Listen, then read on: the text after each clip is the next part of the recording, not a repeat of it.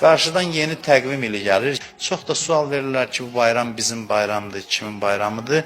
Təbii ki, bizim deyəndə müsəlmanlar nəzərdə tutulursa bu İslam bayramı deyil. Amma bir yeni il təqvimi kimi gələn yeni təqvim ilini insan qarşılayırsa, bir-birinə təbrik edirsə ki, gələn ilin mübarək olsun, yeni ilin mübarək olsun. Burada heç bir qəbahət yoxdur. Yəni araşdıra bilərsiniz, baxa bilərsiniz.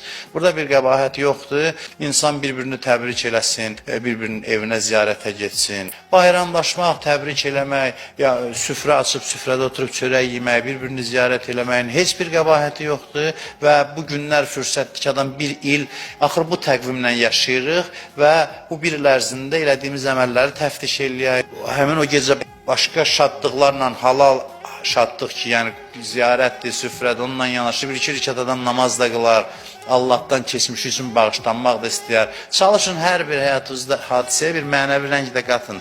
Bunu kiçiklərə, cavanlara deyirəm. Sizin hamınızı da qarşıdan gələn il münasibəti ilə təbrik edirəm. Allah bu ili bizə uğurlu eləsin. Allah bu ildə bir dövlət olaraq, xalq olaraq, millət olaraq da uğurlarımızı bol eləsin, çox eləsin. Allah bundan sonra bizim düşmənlərimizə fürsət verməsin inşallah.